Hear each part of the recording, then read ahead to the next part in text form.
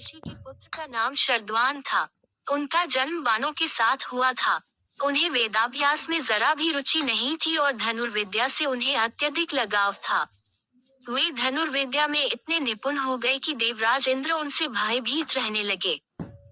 इंद्र ने उन्हें साधना से डिगाने के लिए नामपदी नामक एक देवकन्या को उनके पास भेज दिया। उस देवकन्या के सौंदर्य के प्रभाव से शरद्वान इतने कामपीड़ित हुए कि उनका वीर्य स्खलित होकर एक सरकंडे पर आ गिरा। वह सरकंडा 2 भागों में विभक्त हो गया, जिसमें से एक भाग से कृप नामक बालक उत्पन्न हुआ और दूसरे भाग से कृपी नामक कन्या उत्पन्न हुई। कृपी धनुर्विद्या में अपने पिता के समान ही पारंगत हुए। भीष्म जी ने इन्हीं कृप को पांडवों और कौरवों की शिक्षा दीक्षा के लिए नियुक्त किया और वे कृपाचार्य के नाम से विख्यात हुए। कृपाचार्य के द्वारा पांडवों तथा कौरवों की प्रारंभिक शिक्षा समाप्त होने के पश्चात अस्त्र शस्त्रों की विशेष शिक्षा के लिए भीष्म जी ने द्रोण नामक आचार्य को नियुक्त किया। इन द्रोणाचार्य जी की भी एक विशेष कथा है। एक बार भारद्वाज मुनि यज्ञ कर रहे थे। एक दिन वे गंगा नदी में स्नान कर रहे थे। वहां पर उन्होंने घृतार्ची नामक एक अप्सरा को गंगा स्नान कर निकलते हुए देख लिया। उस अप्सरा को देखकर उनके मन में काम वासना जागृत हुई और उनका वीर्य स्खलित हो गया, जिसे उन्होंने एक यज्ञ पात्र में रख दिया। कालांतर में उसी यज्ञ पात्र से द्रोण की उत्पत्ति हुई। द्रोण अपने पिता के आश्रम में ही रहते हुए चारों वेदों तथा अस्त्र शस्त्रों के ज्ञान में पारंगत हो गए। द्रोण के साथ प्रशत नामक राजा के पुत्र द्रुपद भी शिक्षा प्राप्त कर रहे थे तथा दोनों में प्रगाढ़ मैत्री हो गई। उन्हीं दिनों परशुराम अपनी समस्त संपत्ति को ब्राह्मणों में दान करके महेंद्राचल पर्वत पर तप कर रहे थे। एक बार द्रोण उनके पास पहुंचे और उनसे दान देने का अनुरोध किया। इस पर परशुराम बोले, वत्स, तुम विलंब से आए हो। मैंने तो अपना सब कुछ पहले से ही ब्राह्मणों को दान में दे डाला है। अब मेरे पास केवल अस्त्र शस्त्र ही शेष बचे हैं। तुम चाहो तो उन्हें दान में ले सकते हो। द्रोण यही तो चाहते थे, अतः उन्होंने कहा, हे गुरुदेव, आपके अस्त्र शस्त्र प्राप्त करके मुझे अत्यधिक प्रसन्नता होगी, किंतु आपको मुझे इन अस्त्र शस्त्रों की शिक्षा दीक्षा देनी होगी तथा विधि विधान भी बताना होगा।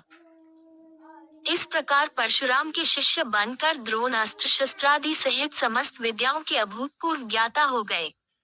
शिक्षा प्राप्त करने के पश्चात द्रोण का विवाह कृपाचार्य की बहन कृपी के साथ हो गया। कृपी से उनका एक पुत्र हुआ।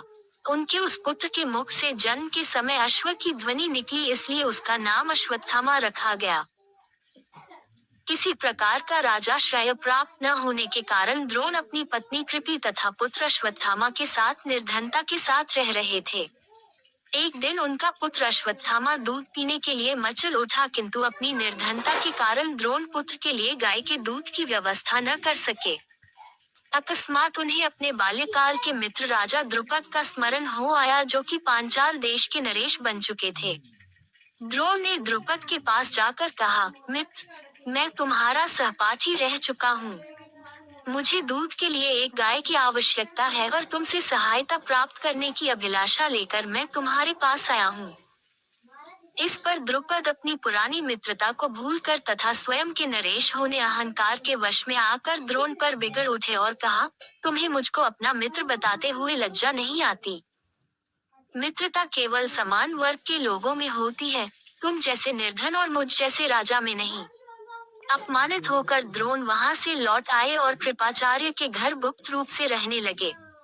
एक दिन युधिष्ठिर आदि राजकुमार जब गेंद खेल रहे थे तो उनकी गेंद एक कुएं में जा गिरी। उधर से गुजरते हुए द्रोण से राजकुमारों ने गेंद को कुएं से निकालने लिए सहायता मांगी। द्रोण ने कहा, यदि तुम लोग मेरे तथा मेरे परिवार के लिए भोजन का प्रबंध करो तो मैं तुम्हारा गेंद निकाल दूंगा। युधिष्ठिर बोले, देव, यदि हमारे पितामह की अनुमति होगी तो आप सदा के लिए भोजन पा सकेंगे।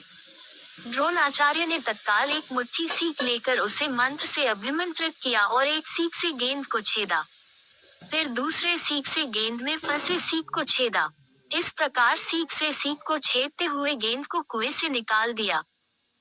इस अद्भुत प्रयोग के विषय में तथा द्रोण के समस्त विषयों में प्रकांड पंडित होने के विषय में ज्ञात होने पर भीष्म पितामह ने उन्हें राजकुमारों के उच्च शिक्षा के नियम तत्कर राजाश्रय में ले लिया और वे द्रोणाचार्य के नाम से विख्यात हुए।